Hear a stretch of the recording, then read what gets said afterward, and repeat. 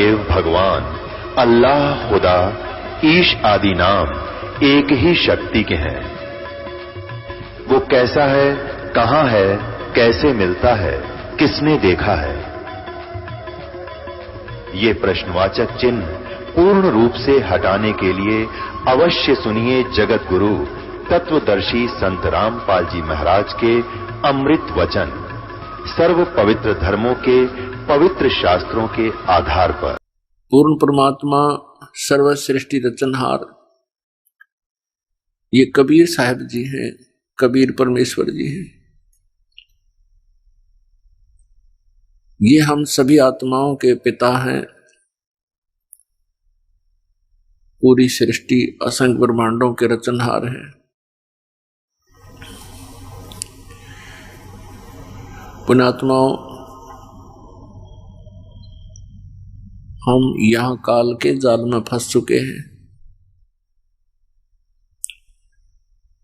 21 ब्रह्मांड इस काल भगवान का शासन है, इसकी प्रभुता है। 21 ब्रह्मांड में एक ब्रह्मांड के अंदर 14 लोक और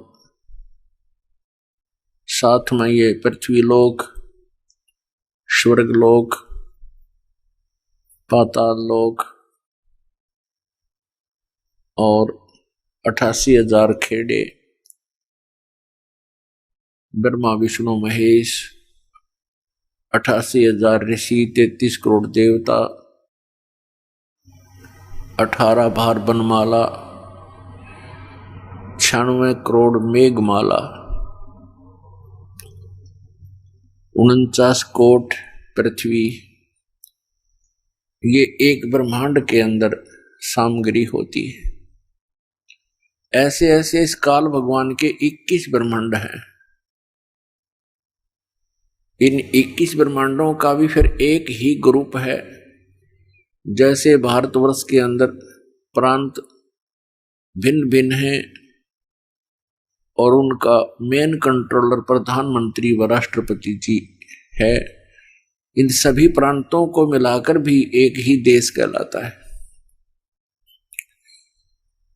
ऐसे ही जानो, इस काल के 21 प्रांत हैं और ये कंट्रोलर है।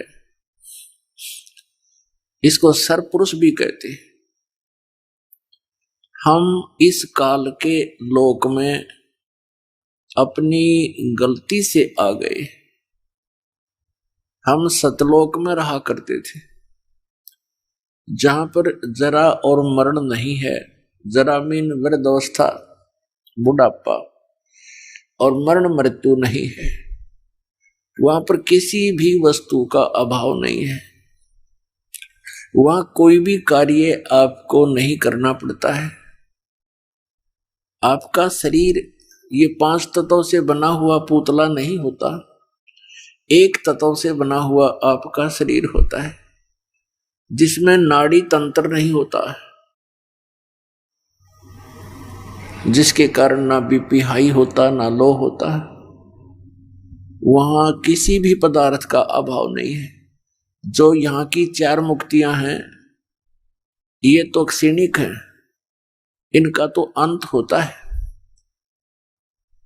यहाँ के भगवान ने, यहाँ के स्वामी काल ने, ज्योति निरंजन ने, जिसको सरपुरुष भी कहते हैं और इसको ब्रह्म भी कहते हैं, इसने सभी पदार्थों का और सभी व्यवस्था का सतलोक की नकल करके बनाया है। उसका प्रतिबिंब डाल रहा है।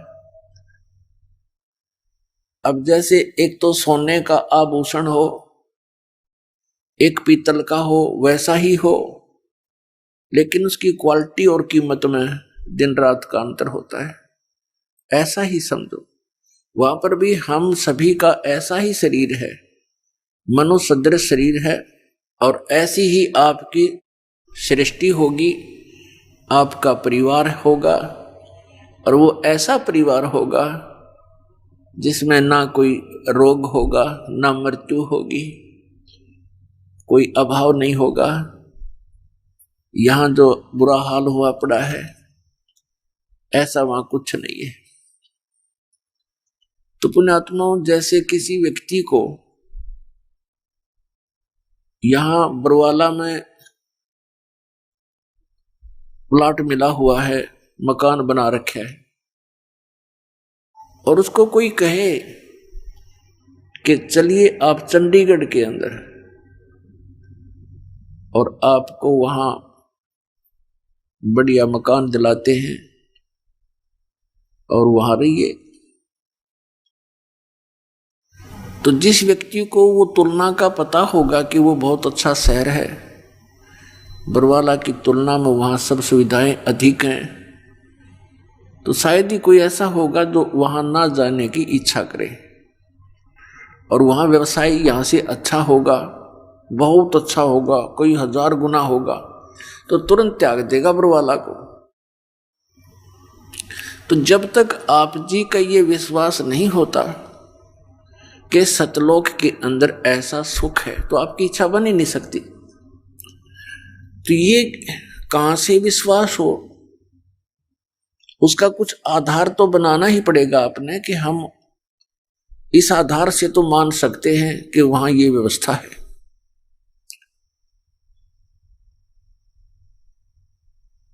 अब उसके लिए काल ने एक जाल फैला दिया, ये काल के पंथ चालू कर दिए, राधा स्वामी पंथ, जय गुरुदेव पंथ, ये सच्चा सौदा डेरा धन धन सतगुरु पंथ, और जगमालवाड़ी और सिरसा वाला, ये दिनोद के अंदर, भिवानी के अंदर हरियाणा में ताराचंद जी ने वही राधा स्वामी ही पंथ का बीज बो रखा है।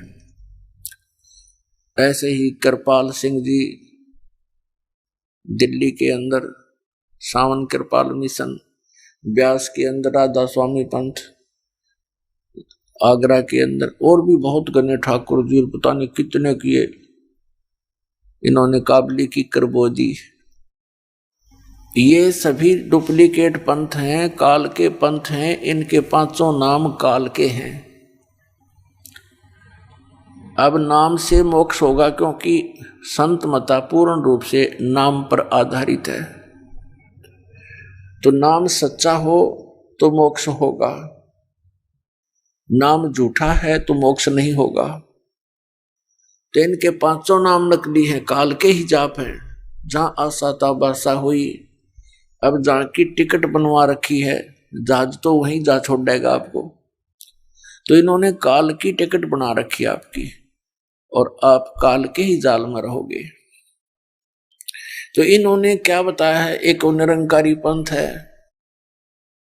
और एक ये अंसादेश पंथ है, जो सतपाल जी महाराज और ये प्रेम राउत, बाल योगेश्वर जी अमेरिका दीविनों के बहुत गुना प्रचार कर रखे। काबली की करता अपने आप उग जाया करो, ना बोन की जरूरत ना पड़ती, ना देखभाल की हो सकता। आम के पौधे लगा के देखो तो सब नकली पंथ हैं, मनमुखी साधनाएं हैं, निराधार उनके मंत्र हैं, किसी भी सदग्रंथ से मेल नहीं खाते, और कोई उनकी मर्यादा नहीं है, जिस कारण से भोले श्रद्धालु उनको परम संत मानकर उनकी शरण ग्रहण करके अपना जीवन नष्ट कर रहे हैं। ये क्या बताते हैं कि सतलोक के अंदर परमात्मा नहीं है, केवल प्रकाश ही प्रकाश है, और वहां मुक्त आत्माएं जो यहां से मोक्ष प्राप्त करके जाती हैं, वो सतलोक के अंदर ऐसे समा जाती है सतपुरुष में, जैसे बूंद समुद्र में, वो एक भाव हो जाता है, एक रस हो जाती है। बताओ। और इस आधार से भी करोड़ों प्राणी उनके पीछे लगे हुए हैं, उन्हें ये नहीं सोचा कि ये क्या कह रहे हैं, और निराधार व्याख्या बना रखी है। तो इसके लिए हमने ये कौन सी सच्ची है, उन सभी संतों की बातें सत्य हैं या ये दास बताने जा रहा है आपको वो सत्य है, इसका निर्णय कैसे होगा? इसका निर्णय होगा अपने सदग्रंथों से, और उन महापुरुषों से जिन्होंने परमात्मा को प्राप्त किया, सचखंड को देखा और फिर वापस आए। जो व्यक्ति वहां जाकर के वापस आया है तो वो जो बताएगा वह सच्ची होगी, वह सत्य होगा। अब एक तो स्वयं परमात्मा ने आके ज्ञान दिया, परमेश्वर कबीर जी ने। अब परमेश्वर कबीर जी ने जो ज्ञान दिया, प्रथम तो वही फाइनल है। अपने द्वारा रची हुई सृष्टि को परमात्मा ही ठीक ठीक बता सकता है। उन्होंने आकर के स्वयं ये ज्ञान दिया। उसके बाद उस परमेश्वर ने हमारे लिए, परमात्मा ने कृपा की, हमें करतार्थ किया। उन महापुरुषों को सचखंड दिखाया, सतलोक, और फिर वापस छोड़ दिया ताकि वो गवाह बने कि सतलोक के अंदर सचमुच ये व्यवस्था है। अपने आत्माओं, परमात्मा ने एक और दया करी अपने पे। अपनी अमृतवाणी में उन्होंने सब कुछ लिख दिया, लेकिन वो अमृतवाणी इतनी लंबी चौड़ी बना दी, इस तत्व ज्ञान को उसके अंदर छुपा दिया। और साथ में उन महापुरुषों से भी कह दिया गया था कि अभी इस यथार्थ ज्ञान को केवल तुम इन श्लोकों के माध्यम से ही बताना, गद्य भाग से मत बोलना। तो उन्होंने पद्य भाग में यानी दोहों और शब्दावलियों के माध्यम से ही अपना वहां का ज्ञान दिया, सतलोक और सचखंड का। उन्होंने गद्य भाग में नहीं बोला और वो लिपिबद्ध किया गया। उस पद्य भाग को समझना जन साधारण के बस की बात नहीं। या तो परमात्मा ही बता सके, या वो संत ही बता सकते हैं जिन्होंने वो वाणी बोली, या फिर उनका कृपा पात्र जिसको परमात्मा सद्बुद्धि देते हैं, वो फिर उन गूढ़ रहस्यों को परमात्मा की प्यारी आत्माओं के समक्ष सरलार्थ करता है। तो परमात्मा परमेश्वर कबीर जी ने हमारे ऊपर एक विशेष रजा बख्शी कि उस तत्व ज्ञान को इस समय तक ऐसे तरीके से लाए कि इन काल के दूतों को समझ में नहीं आई। ये राधा स्वामी पंथ तथा सच्चा सौदा पंथ, ये एक ही कुएं का जल है। आगरा से श्री शिवदयाल जी से इस पंथ का ये प्रारंभ मानते हैं राधा स्वामी का। आगरा से ही एक जयमल सिंह जी नाम के पुण्यात्मा श्री शिवदयाल जी से दीक्षित हुए।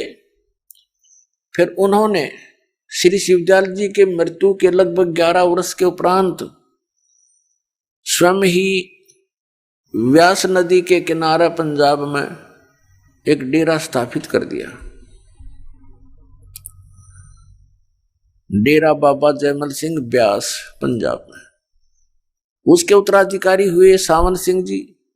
श्री सावन सिंह जी के शिष्य हुए श्री खेमामल उर्फ बलोचिस्तानी शाह मस्ताना, जिसने सच्चा सौदा सिरसा की स्थापना की।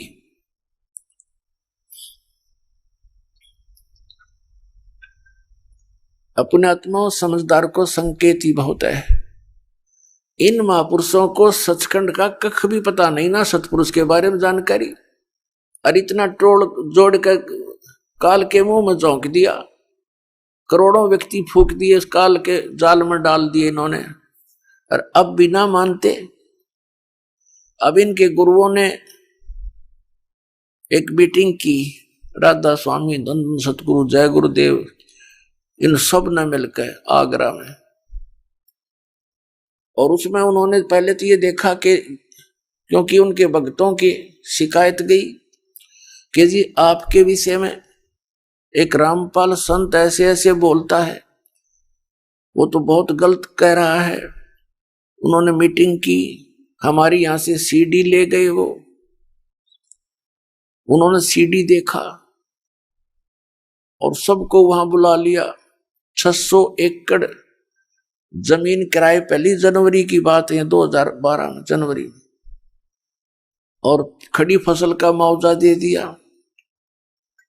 और ये सब जगह मुनादी करवा दी कि सबने आना है, गुरुजी एक नवी गल दसेंगे। तो इस श्रद्धालु तो पहुंच जाते हैं, पता नहीं क्या फार्मूला और बताओगे भक्ति का। कई लाख व्यक्ति इकट्ठे हो गए, 600 एकड़ जमीन, उत्तराखंड जमीन, करोड़ों आदमी आ जाए उसमें। पहले तो उन्होंने डिस्कस किया कि रामपाल का क्या करें इसका। अब रामपाल का क्या करेंगे, पहले तो अपनी किताब न फूको इनने, जब रामपाल का करियो कि मैं करोगे थे। तुमने लिख रखी तुम्हारे प्रवचन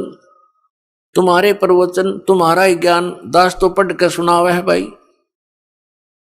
पुस्तक मोल ले रखी है, आप पढ़ो औरों को पढ़ाऊं, देखो ये महापुरुष ऐसा ज्ञान देते।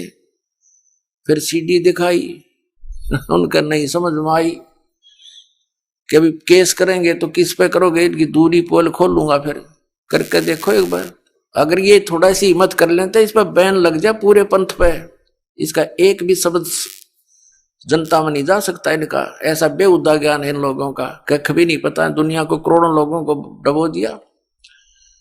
फिर उन्होंने नवी गल ये दसी सबको कि किसी की पुस्तक नहीं पढ़ना और किसी की सीडी भी नहीं देखना, वो नहीं लेना। ये नवी गल दस का सबका थपकी मार के भेज दिए।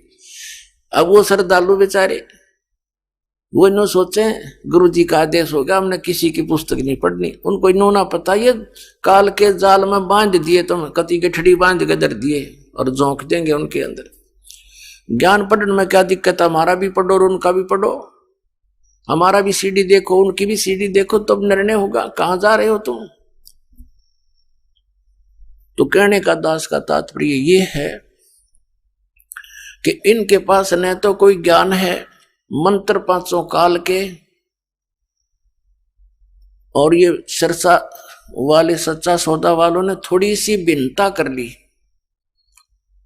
किसी ने कह दिया होगा कि ये तो ज्योति निरंजन ओंकार ररंकार सतनाम आदि ये तो सारे ही काल के जाप है, सतपुरुष का तो जिक्र भी नहीं इसमें।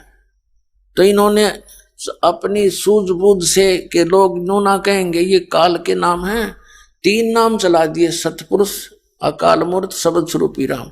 और यूं कहते किसी को बताना नहीं। अब श्रद्धालु तो ऐसे होते हैं भाई नहीं बताना। अब ना बताने का कारण क्या होता है वो बताएगा दास आपको। अब ये अकाल मूर्त शब्द स्वरूपी राम और सतपुरुष ये तो एक ही परमात्मा के महिमात्मक वचन शब्द हैं और पर्यायवाची है। जैसे जल पानी नीर, जल पानी नीर। अब जल कह दो, 3 कहने की क्या आवश्यकता है, जल कहो चाहे पानी कह दो चाहे नीर कह दो।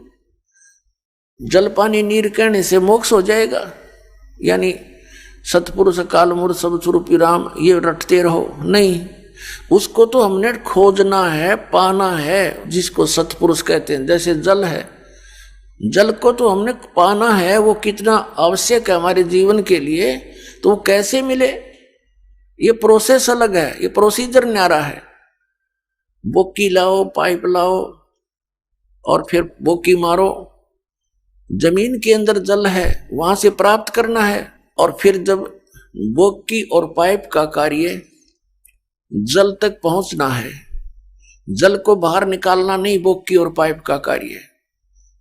उसके बाद फिर मशीन लगेगी हैंड पंप, वो हैंड पंप की भी फिर प्रैक्टिस करनी है, उसकी सेवा करनी है, उसका अभ्यास करना है। तो जब जल निकलेगा बाहर जिसको हम खोज रहे थे, जल पानी नीर करने से नहीं, वो प्रोसेस अलग है, वो प्रोसीजर न्यारा है, वो इंस्ट्रूमेंट अलग है जिनसे वो साधना की जाएगी।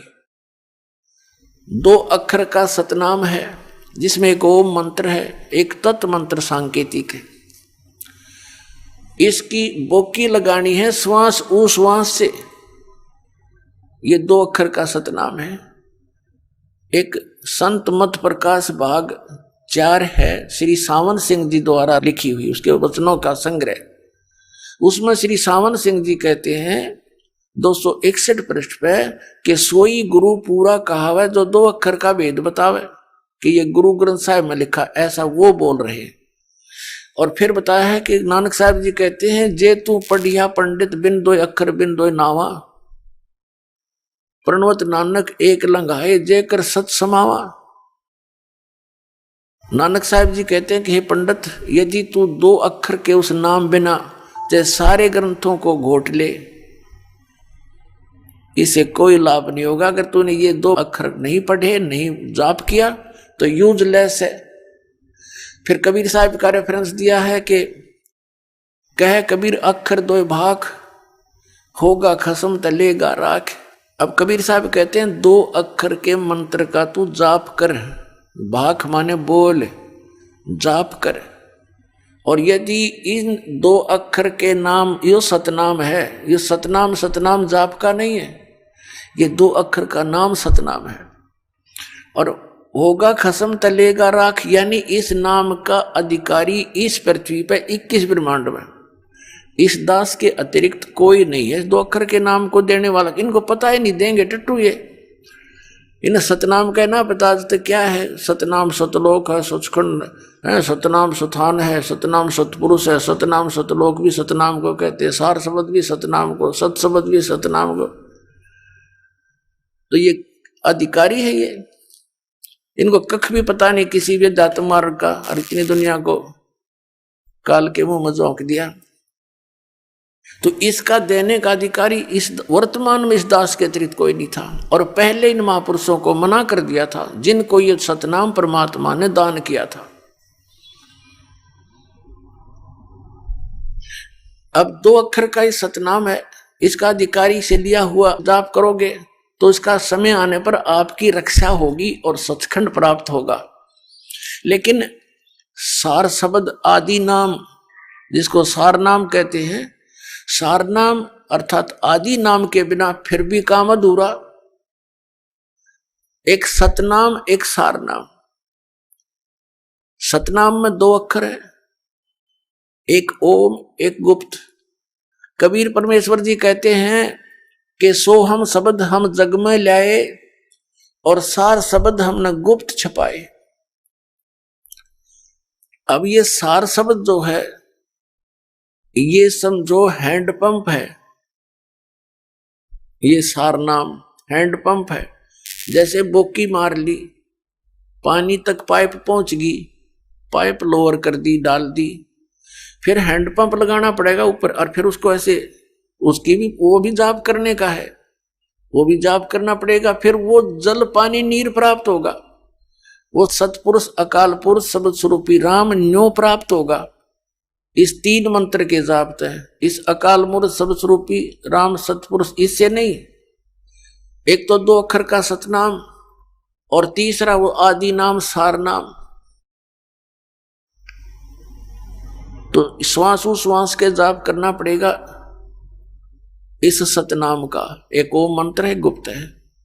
और फिर उसके बाद ये दास आपको सार नाम देगा जब आपकी पाइप जल तक पहुंच जाएगी, तब ये सार नाम काम करेगा, अन्यथा करे नहीं। और कबीर सागर में स्पष्ट किया है कि परम संत जो होगा वो 3 बार में दीक्षा पूरी करेगा, 3 बार में दीक्षा देगा। आज तक जितने भी कबीर पंथी हैं या जितने भी ये अन्य पंथ हैं, राधा स्वामी दंदन सतगुरु पंथ, ये सब एक ही बार में, इनके पास तो है वो एक आज्ञा पाठ है, नीम तल है, ये अकाल मूर्त शब्द स्वरूपी राम सतपुरुष, बस दे दिया जाओ।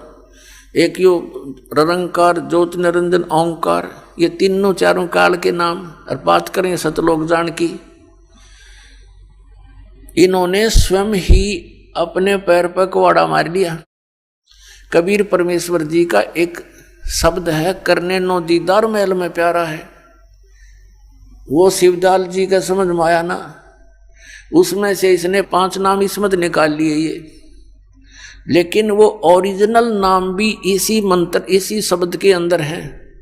मूल कमल का, नाभि कमल का, हृदय कमल का और स्वाद कमल का और कंठ कमल के, वह भी मंत्र इसमें है। वह ना इनका हाथ लगे कि उनको पता ही नहीं, ना ये अधिकारी इन मंत्रों के देने के। शिवदयाल जी का जो फाउंडर ऑफ द राधा स्वामी पंथ है, उसका कोई गुरु नहीं, तो निगुरा आदमी पंथ चलावे। परमात्मा कबीर साहब कहते हैं, गुरु बिन माला फेरते, गुरु बिन देते दान, गुरु बिन दोनों निष्फल हैं थे, पूछो वेद पुराण। रामकृष्ण से कौन बड़ा, उन्हों भी गुरु कीन, 3 लोग के वेदनी गुरु आज्ञाधीन। तो इस प्रकार इन्होंने ये 500 नाम काल के जाप करते हैं। इन सतनाम का ये नहीं पता आज तक, हे भगवान ये क्या करने का है, खाने का है, पीने का है, ये कोई स्थान है या कोई नाम का जाप है। कहीं कहते हैं ये सतनाम असली राम है, सतनाम सचखंड है, सतनाम सचखंड को कहते हैं। कहीं कहते हैं सतनाम स्थान है, फिर सतनाम सतपुरुष भी सतनाम है, सतलोक भी सतनाम है, सारनाम भी सतनाम है, सार शब्द भी सतनाम है और सतनाम भी सतनाम है। हुआ भाई बांडे जो कि बांग पी का बोल लग रहा आदमी, अब बताते हैं हम सतलोक जाएंगे, सचखंड जाएंगे।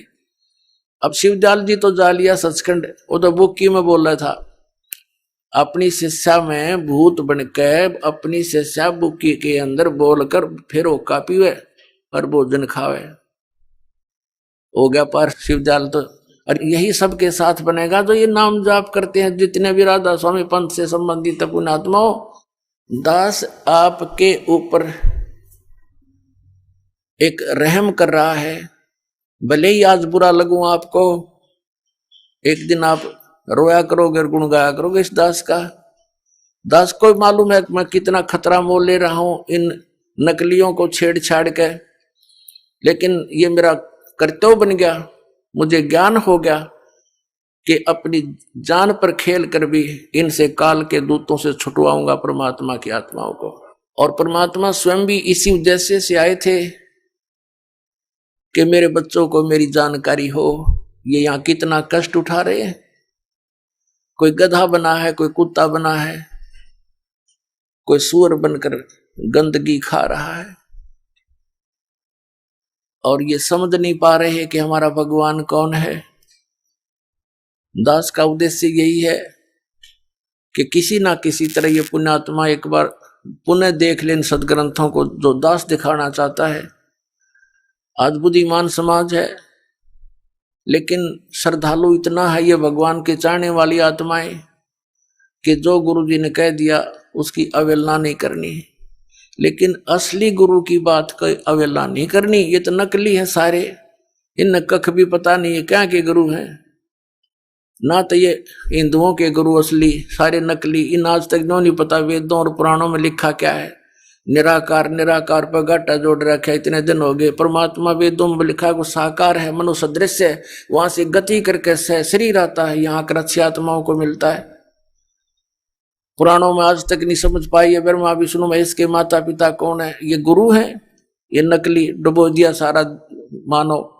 तो पुण्यात्माओं अब जागो, ध्यान से इस दास के वचनों पर कुछ अमल करो, देखो अपने सदग्रंथों को और संभलो और चलो सतलोक में जहां कोई कष्ट नहीं।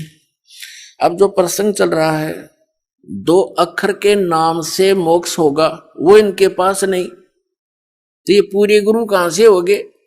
कुछ तो सोचो, इनकी अपनी कलम से लिखे हुए पर तो देख लो ये कितना ज्ञान रखते थे। तो अब दास जो निर्णय करके आपको देना चाहता है कि कौन सा ज्ञान ठीक है कौन सा गलत है, इसका निर्णय हम परमात्मा की अमर वाणी से, जिसने स्वयं आकर के बताया, साथ में उन महापुरुषों को जिनको हम मोक्ष प्राप्त मानते रहे हैं और उनके द्वारा उनके अमृत वचनों को अपने सत्संगों में भी लेते रहे हैं। राधा स्वामी, धन धन सतगुरु, जय गुरुदेव वाले, ये सभी वो कौन है? स्वयं परमेश्वर परम पूज्य कबीर परमेश्वर जी, आदरणीय धर्मदास साहिब जी, आदरणीय मलुकदास साहिब जी, आदरणीय नानक साहिब जी, आदरणीय दादू साहिब जी, आदरणीय गरीबदास साहिब जी, गांव छुड़ानी, जिला झज्जर, हरियाणा वाला, आदरणीय गीसा दास साहिब जी, गांव खेखड़ा, उत्तर प्रदेश, जिला मेरठ, आदरणीय गरीबदास साहिब जी और आदरणीय गीसा दास साहिब जी के विषय में इन राधा स्वामी पंथ वालों को विशेष ज्ञान नहीं था। ये भी रजा थी दाता की, इन्होंने इधर ध्यान नहीं दिया क्योंकि इनके अंदर काफी निर्णायक तरीके से उस सतनाम का जिक्र किया हुआ है। तो इन्होंने ऊपर जितने भी महापुरुष साहब को बताया, उनकी वाणियों को ये सत्य मानते हैं और उनको मोक्ष प्राप्त मानते हैं। उन्होंने परमात्मा को बताया कि वो मनुष्य दृश्य है और वही परमात्मा, पूर्ण परमात्मा सतपुरुष स्वयं आकर के इन महापुरुषों को मिले हैं। आदरणीय नानक साहिब जी को बेई नदी के ऊपर सुल्तानपुर शहर पश्चिमी पाकिस्तान में है, पहले ये भारतवर्ष ही था, तो वहां नदी पर स्नान करने के लिए गए हुए थे। वहां परमात्मा आए जिंदा महात्मा के रूप में, और प्रत्यक्ष दृष्टा भी ये देखते हैं कि एक संत के साथ वो दरिया में छलांग लगा के बाहर नहीं आए। परमात्मा ने उनको अंतर्ध्यान किया, कबीर परमेश्वर जी ने बाबा जिंदा के रूप में आए थे। वो अंतर्ध्यान करके नानक साहिब जी को जिधर जल जा रहा था उससे विपरीत दिशा में ले जा करके कहीं उनके शरीर को छुपा दिया। आत्मा को लेकर के सचखंड गए। वहां नानक साहिब जी ने देखा सतपुरुष को, कबीर परमेश्वर को, जो नीचे से जिंदा बाबा के रूप में उनके साथ गए थे। ऊपर जाकर के परमात्मा सतलोक के अंदर एक बहुत बड़े सिंहासन पर विराजमान है, बहुत बड़ा गुमज है वहां पर। उस गुमज के अंदर एक मंदिर नुमा गुमज है, उसके बीच में बैठे हैं परमात्मा, और नीचे से गए थे बाबा जिंदा के रूप में कबीर साहब नानक जी के साथ में। चौर करने लगे कबीर साहब यानी बाबा जिंदा के वेश में, अपने ही दूसरे रूप जो तख्त पर विराजमान थे परमात्मा अन्य रूप में, जिसके एक रोमकूप में करोड़ सूर्य मिला दे करोड़ चंद्रमा, ऐसा एक रोमकूप का प्रकाश। तब नानक साहिब जी ने अपनी सोच से ये सोचा कि रब तो ये है जड़ा तख्त पे बैठा है। इतनी देर में क्या हुआ कि तख्त पर बैठे हुए तेजों में शरीर युक्त परमात्मा खड़े हुए और कबीर परमेश्वर जी विराजमान हुए। जिंदा बाबा वाले रूप में नीचे से गए थे और तेजों में शरीर जो था वो चौर करने लगा। बाबा जिंदा वाले वेश पर अपने ही दूसरे रूप पर। अब नानक साहिब जी असमंजस में पड़ गए कि ये क्या चक्कर है, बाबा जी के ऊपर और भगवान सेवा कर रहा है, चौमर कर रहा है। इतने में क्या देखा, वो तेजों में जो शरीर था वो बाबा जिंदा वाले वेश में समा गया और अकेले बाबा जिंदा रूप में कबीर भगवान असंख्य ब्रह्मांड के कंट्रोलर के सिंहासन पर विराजमान रह गए। चौर अपने आप हो रहा था, अपने आप हवा में मालिक की दया से। तब नानक साहिब जी ने देखा को आए गुरु वो हो, ये है भगवान, ये तो स्वयं ही। तब मालिक ने कहा था कि प्यारी आत्मा, ये सारा संसार काल के जाल में फंसा हुआ है। श्री नानक साहिब जी भी पहले विष्णु जी के उपासक थे, गीता जी का पाठ किया करते थे, राम और श्री कृष्ण का जाप करते थे, ब्रजलाल पांडे से ये गीता पढ़ा करते थे। परमात्मा ने इनको वहां गीता के विषय में बताया कि गीता श्री कृष्ण जी ने नहीं बोला, वो तो काल ने बोला, और वो अपने से अन्य परमात्मा के विषय में कह रहा है, वो परमात्मा मैं हूं। वहां जाने के बाद तो नानक साहिब जी को सारी बात समझ में आ गई, सारी कहानी सृष्टि रचना सुनाई। 3 दिन तक रखा कबीर भगवान ने उस महात्मा को, नानक साहिब जी को। तीसरे दिन उनको शरीर में वापस छोड़ दिया और साथ में ये भी कहा था कि ये सतनाम से मोक्ष होगा तेरा। कोई भी प्राणी है सतनाम के बिना उसकी मुक्ति नहीं। कोटि नाम जहान में उनसे मुक्ति ना हो और सार नाम मुक्ति का दाता हुआ को जाने ना कोई।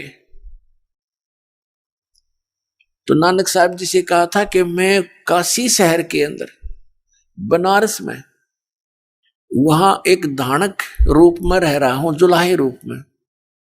आप वहां आना पृथ्वी पर, वहां तुझे सतनाम दूंगा। अब नानक साहब जी को और सारी बात समझ में आ गई कति 100%, क्योंकि ब्रह्मा विष्णु महेश से मिलवाया उनको। ब्रह्मा विष्णु महेश से पूछा कि आपकी आयु कितनी है, उन्होंने बताई हमारी इतनी आयु है। उसके बाद हमारी मृत्यु होगी, कहां जाओगे, पता नहीं कहां जाएंगे। उसके बाद नानक साहब जी गदगद हो गए, सचमुच हम तो डरे ढोरे थे। उनको फिर वापस छोड़ा, तीसरे दिन वापस आए। नौकरी करते थे एक नवाब के यहाँ, नौकरी त्याग दी और ऐसा ही वेशभूषा बना करके जिस रूप में परमात्मा मिले थे जिंदा महात्मा के रूप में, ऐसा ही चोला पैर के ऊपर, शरीर के ऊपर कपड़ा, और चल पड़े बनारस की तरफ। प्रथम उदासी माने संसार से विमुख होकर के, उदास होकर के परमात्मा की खोज और प्रचार के लिए वो चले। प्रथम उदासी उनकी बनारस की है। अब रास्ते में वो पूछते चले गए कि ये ज्ञान कहीं और भी किसी को है क्या नहीं। जो भी कोई साधु संत डेरा मिलता वहां जाकर के प्रश्न करते थे कि ब्रह्मा विष्णु महेश के माता पिता कौन है। सभी कह देते थे ये तो अजरो अमर हैं, इनके कोई माता पिता नहीं है। नानक साहब जी आगे तुर जाते थे, आगे चल पड़ते कि नहीं इनके खक नहीं पता इनको। ऐसे चलते चलते कहाँ पहुंचे, रामानंद जी के पास, ब्राह्मण के पास, कि उससे बात करूं, उससे भी चर्चा करूं। रामानंद बहुत पहुंचे हुए महापुरुष माने जाते थे बनारस के अंदर, काशी के अंदर। और वो भी कबीर परमेश्वर ने उनको भी सेट कर रखा था, पहले ही उनके साथ वार्ता हुई थी। वो भी श्री कृष्ण राम के पुजारी थे और शंकर भगवान के पुजारी थे और विष्णु से ऊपर किसी को नहीं मानते थे। उनको भी सचखंड ले जाकर वापस छोड़ा था।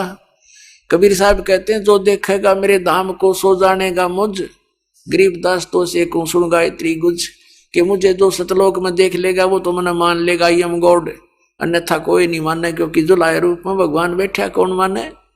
हम तो उन्हें तो भगवान मान लिया जिनके हाथ में त्रिशूल हो, सुदर्शन चक्कर हो या गदा ले रखी हो, क्यों डरते माना उन्हें तो। अब बिना ज्ञान के ऐसी हमारी स्थिति थी। तो जब नानक साहब जी ने जाकर के रामानंद जी को छेड़ा, ज्ञान चर्चा के लिए कहा कि बताओ ब्रह्मा विष्णु महेश के माता पिता कौन है, तब श्री रामानंद जी ने कहा कि महात्मा जी इसी ब्रह्मा मैं फिरूं था जिस ब्रह्मा आप फिर रहे हो। मुझे मालूम नहीं था इस बारे में, लेकिन अब मुझे ज्ञान हो गया कि इनके माता पिता हैं।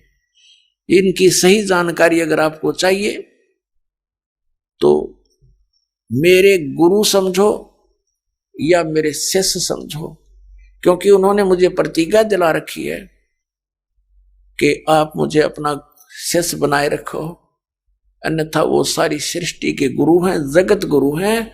और कबीर नाम के वो जुल्हा धानक वर्ण के अंदर आए हुए हैं, वो स्वयं परमात्मा है।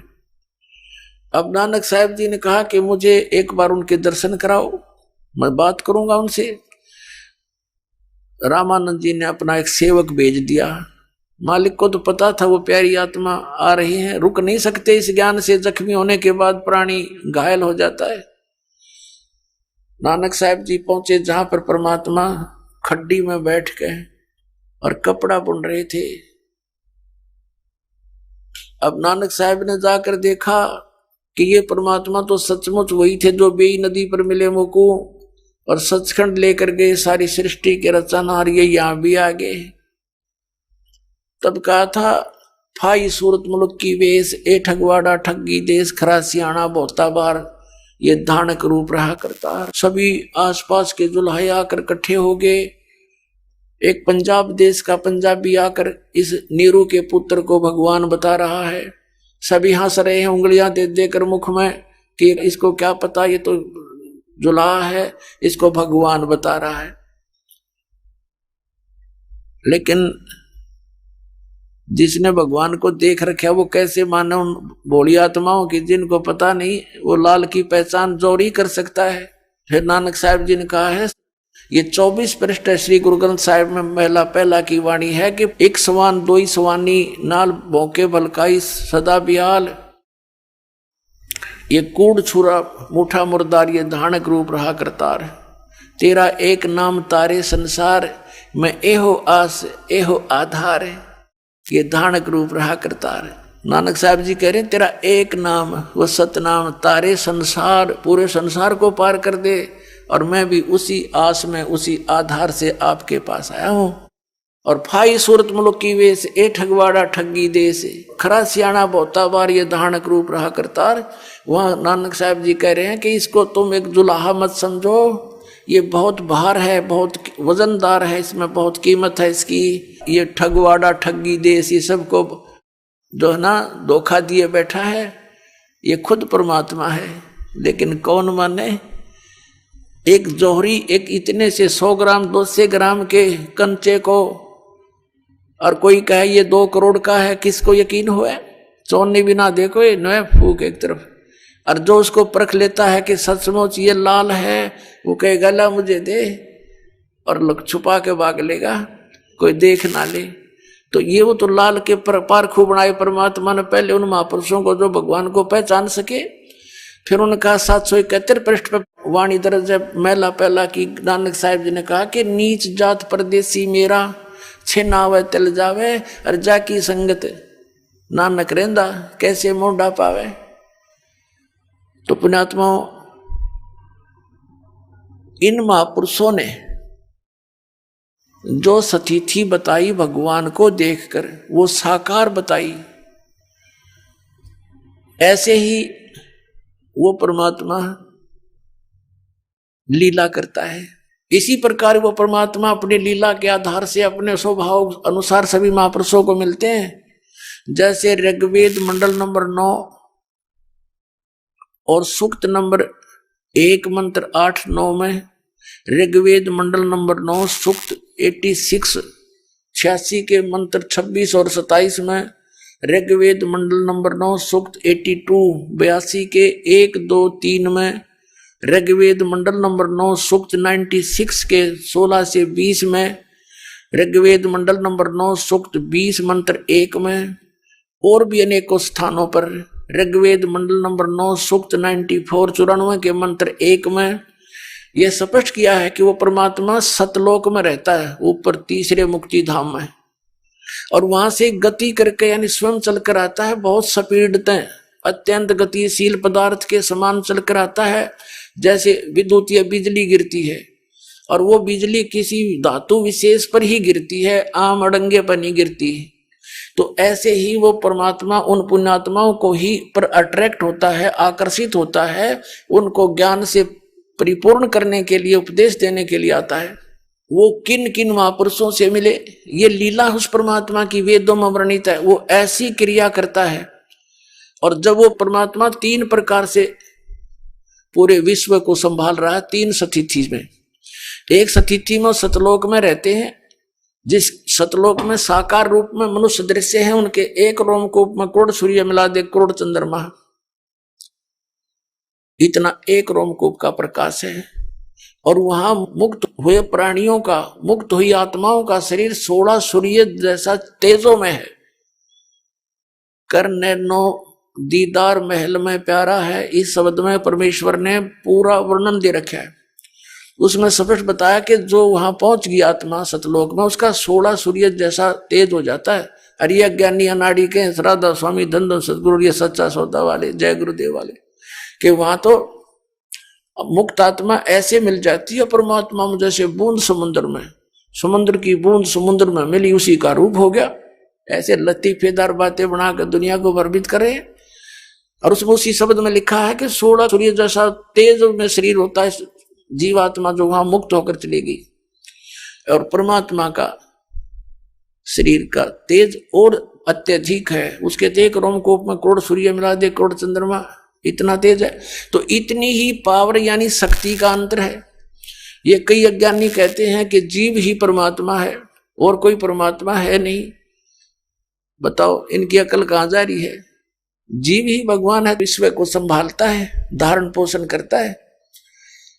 एक सतिथि में वो आते हैं, प्रत्येक युग में, चारों युग में आए परमात्मा। सतयुग में सत सुकृत नाम से प्रसिद्ध हुए, त्रेता में मुनिंदर नाम से, द्वापर में करुणा में नाम से, और कल युग में कबीर नाम से। प्रत्येक युग में एक लीला ऐसी करते हैं कि सतलोक से चलकर आते हैं गति करके, बाहर जंगल में, सरोवर के अंदर, कमल के फूल के ऊपर, वन में आकर के वो वहां शिशु रूप धारण कर लेते हैं। जल के ऊपर निवास करने के कारण परमात्मा को नारायण कहा जाता है। वहां से पूर्व परमात्मा के संस्कारी हंस होते हैं, वो निसंतान दंपति उनको उठा ले जाते हैं, और धीरे धीरे वो फिर क्या होता है कि कुछ दिन वो भगवान कुछ भी आहार नहीं करते शिशु रूप में, तो उनके लिए प्रेरणा होती है, किसी ना किसी माध्यम से परमात्मा प्रेरणा करते हैं। कंवारी गाय लाई जाती है, कंवारी गाय, और कंवारी गाय फिर दूध देती है। उस कंवारी गाय के दूध से भगवान की नवजात शिशु रूप में प्रकट परमात्मा की परवरिश की लीला की जाती है। और धीरे धीरे बड़े होते ही 5-4 वर्ष की आयु में ही वो अपने ज्ञान का प्रचार शुरू कर देते हैं, जिस उद्देश्य से वो आते हैं, और एक जन साधारण की तरह क्रिया करके अपना निर्वाह करके दिखाते हैं। एक सिंपल से मकान में रहते हैं, झोंपड़ियों में, और ये दिखाना चाहते हैं कि तुम मेरे अनुसार रहो, ऐसी भक्ति करो, तुम्हें सतलोक मिलेगा। यहाँ तो तुम स्टूडेंट हो, और स्टूडेंट विद्यार्थी अगर कॉलेज में ही सुख ले लेगा तो आगे सदा दुखी होता है वो। और बच्चे को चाहिए वहाँ संघर्ष करके पढ़ के, उसको पढ़ेगा कॉलेज में, स्कूल में, और नौकरी मिलेगी फील्ड में।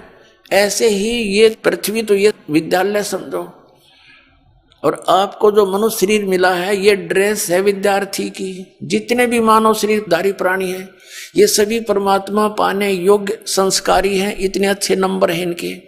लेकिन ये इस विद्यालय के अंदर उन बच्चों की तरह अपना जीवन नष्ट कर रहे हैं जो पढ़ते नहीं, शिक्षा ग्रहण करते नहीं, स्कूल जाते हैं, घर वालों से फीस ले रखी है, सिनेमा देखते हैं, शराब पीते हैं, सैर सपट्टे को रहते हैं, वो फेल हो जाते हैं, फिर वो आजीवन मजदूरी करके अपना कष्ट उठाते हैं। तो आप जी विद्यार्थी हैं, आप बुद्धिमान हो, आप ढंग से लग गए हो, तो यहाँ की हुई कमाई आपको, जो दास आपको विधि बताएगा, ये आपको सतलोक में सुख मिलेगा। उस फील्ड में उस आजीवन सुखी हो जाओगे। अब जो प्रसंग चल रहा है कि वो परमात्मा 5 वर्ष की आयु में ही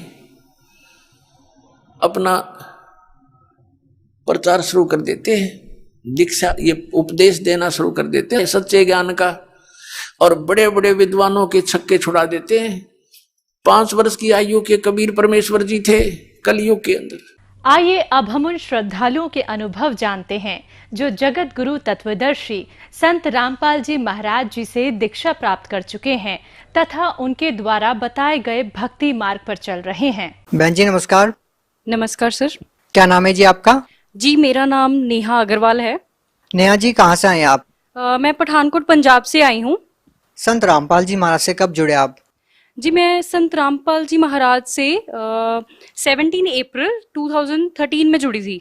संत रामपाल जी महाराज से नाम दीक्षा लेने से पहले आप क्या भक्ति साधना करते थे? सर संत रामपाल जी महाराज से जुड़ने से पहले हम अन्य देवी देवताओं की भक्ति करते थे, और जो मेरे पेरेंट्स थे हम भोलेनाथ जी के पुजारी थे कह सकते हैं आप।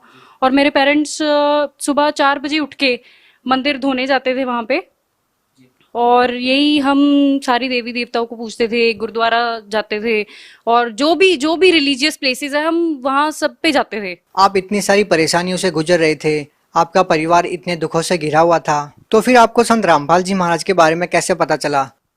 जी संत रामपाल जी महाराज के बारे में मेरे फादर गए थे, कुरुक्षेत्र मेला था वहाँ पे, तो वहां पे उनको कुछ बच्चे सेवा कर रहे थे ज्ञान गंगा पुस्तक की, तो वहां से उनको ज्ञान गंगा पुस्तक मिली थी और घर ले जाके मेरे फादर ने ज्ञान गंगा पुस्तक पढ़ी और उसमें जो जो लिखा था उन्होंने ग्रंथों से मैच किया कि ये कैसे, मतलब जो भी लिखा है, पहले तो वो बड़े अमेज्ड हुए बातें पढ़ के कि लिखा क्या क्या हुआ है, जो कि हमारे ग्रंथों में लिखा है। गुरु नानक देव जी ने रहस्य बताया है कि वो परमात्मा कौन है जो उनको मिले थे, जो उनको बेई नदी पे मिले थे, और जो भी परमात्मा के बारे में ग्रंथों में वर्णन किया हुआ है वो सारा, तो मेरे फादर ने सारा कुछ मैच किया और उन्होंने नामदान ले लिया।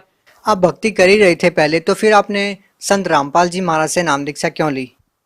सर ठीक है, हम भक्ति कर ही रहे थे पहले, और वैसे तो अकॉर्डिंग टू मी मेरा ऐसा कुछ नहीं था कि मैं कभी अपनी लाइफ में गुरु बनाऊंगी, क्योंकि मुझे ऐसा लगता था कि वो भी तो हमारे जैसे इंसान ही होते हैं, वो भी एक नॉर्मल पर्सन ही है, उनमें ऐसा क्या खास है। मुझे ऐसा लगता था कि मेरे फादर जो हैं, क्योंकि सबसे पहले मेरे फादर जुड़े थे संत रामपाल जी महाराज से, और उन्होंने नाम दीक्षा ली थी 2008 और 9 में, आई गेस उनको ज्ञान गंगा पुस्तक मिली थी, कुरुक्षेत्र मेले में वो गए थे, तो उस दौरान उन्होंने ज्ञान समझा और उन्होंने नाम दीक्षा ली। बट जब वो घर पे आते थे हमें बताते थे, हमें कुछ नहीं पता लगता था, और मेरा इस चीज में बिल्कुल भी इंटरेस्ट नहीं था कि मैं ऐसे साधारण इंसान को, तो ऐसा कुछ नहीं था। नहीं, आप ऐसा क्यों मानते थे कि संत रामपाल जी महाराज साधारण इंसान है? आपके क्या थॉट्स थे उस टाइम पर? देखिए, मुझे ऐसा लगता था कि इंडिया में इतने सारे गुरु हैं, ठीक है, तो वैसे ही संत रामपाल जी महाराज है, वो भी एक नॉर्मल इंसान है, तो मुझे तो ऐसे ही लगता था, मुझे उनमें कुछ खास नहीं लगा, क्योंकि ना ही मैंने उनका ज्ञान कभी सुना था, ना ही मैंने उनको देखा था कभी, ना ही मैंने उनके बारे में कोई नेम सुना था, ठीक है। तो आपको संत रामपाल जी महाराज खास नहीं लगे, इसीलिए आप संत रामपाल जी महाराज को एक आम इंसान मानते थे। आपको संत रामपाल जी महाराज खास कब लगे? जी, मुझे संत रामपाल जी महाराज खास तब लगे, उसमें एक लंबी स्टोरी है, जो कि हमारा घर इतना बर्बाद हो चुका था, हमारा घर इतना बर्बाद हो चुका था कि मैं आपको बता नहीं सकती।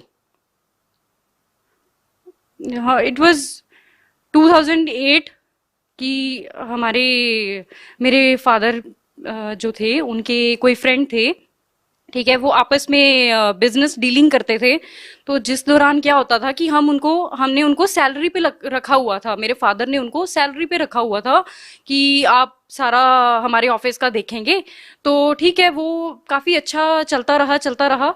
बट एक मोमेंट ऐसा आया कि उन्होंने मेरे फादर को चीट किया, एंड उसी दौरान उन्होंने उनपे ब्लैक मैजिक किया, और उस दौरान क्या हुआ, मेरे फादर थोड़े अंडर डिप्रेशन आ गए और वो घर से चले गए, और ये सिलसिला 6 साल तक चला।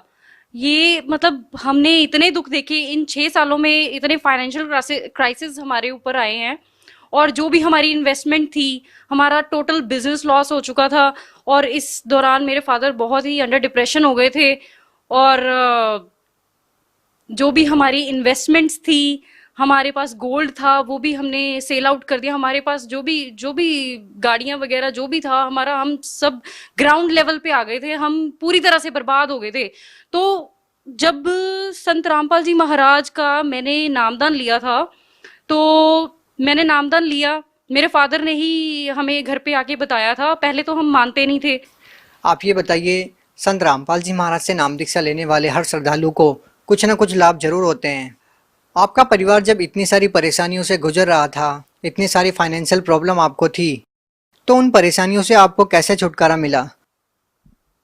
सर, जब हमने नामदान लिया और हमें नहीं पता क्या हुआ, क्या था, बस हमने सिर्फ भक्ति की, जो संत रामपाल जी महाराज ने हमें मंत्र दिए, हमने सिर्फ वो सच्चे दिल से वो मंत्र जाप किए, और हमारी मुसीबतें डे बाय डे कम होती गई। नेहा जी, क्या करते हैं आप? मैंने बैचलर्स इन साइंस किया है, and currently I am preparing for banking and other competitive exams.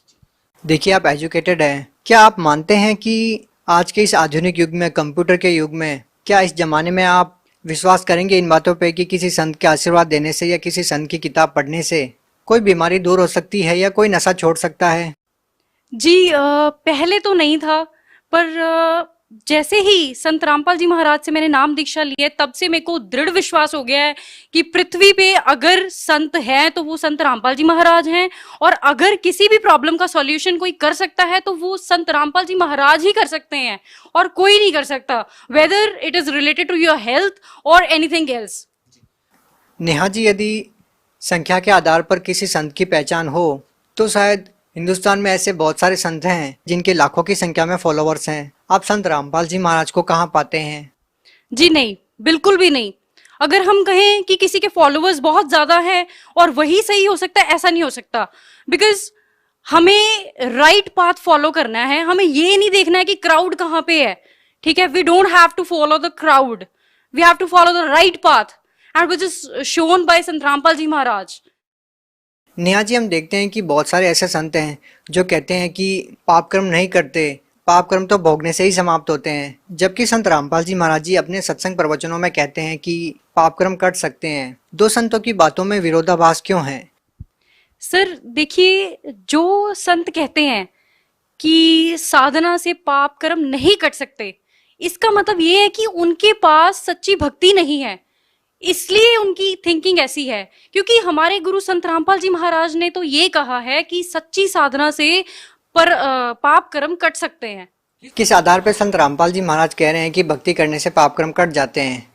Sir, संत रामपाल जी महाराज ने वेद और शास्त्र खोल खोल के दिखा रहे हैं वो सबको। गीता, कुरान, बाइबल, गुरु ग्रंथ साहिब सब में प्रमाण दे रहे हैं कि वो परमात्मा कौन है जिसने 6 दिन में सृष्टि रची और 7वें दिन जाके तख्त पे जा विराजे।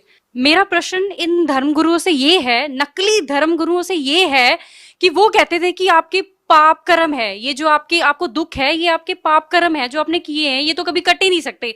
तो अब संत रामपाल जी महाराज से जब से मैंने नाम दीक्षा ली है तब कैसे कट गए, बताइए मुझे, कैसे कट गए? मेरा मानना ये है कि अगर हम शास्त्र अनुसार भक्ति करेंगे तो हमारे सारे पाप कर्म कट सकते हैं। आप भगत समाज को क्या संदेश देना चाहते हैं?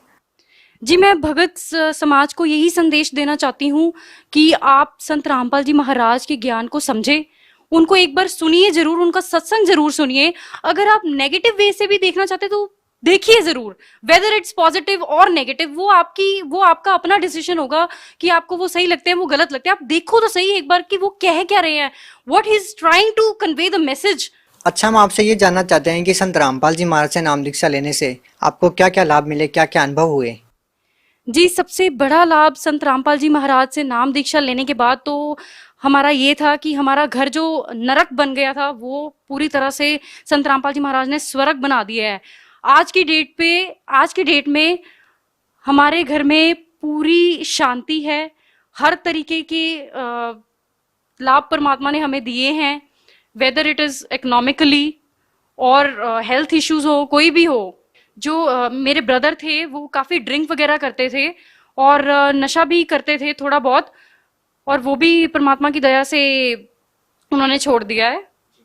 जो श्रद्धालु संत रामपाल जी महाराज से नाम दीक्षा लेना चाहते हैं वो उनसे नाम दीक्षा कैसे ले सकते हैं? जी, जैसे कि चैनल पे जो सत्संग आ रहा है इसके नीचे एक पीली पट्टी आ रही है, इसके ऊपर फोन नंबर्स दिए गए हैं एंड आप ज्ञान गंगा बुक ऑर्डर कर सकते हो और जीने की राह ऑर्डर कर सकते हो। आप पहले उस पुस्तक को पढ़िए, ज्ञान समझिए संत रामपाल जी महाराज कहना क्या चाह रहे हैं, तो फिर आप उसके बाद सब कुछ सोच समझ के संत रामपाल जी महाराज की शरण में आइए और अपने दुखों का निवारण करिए। जी धन्यवाद। Thank you.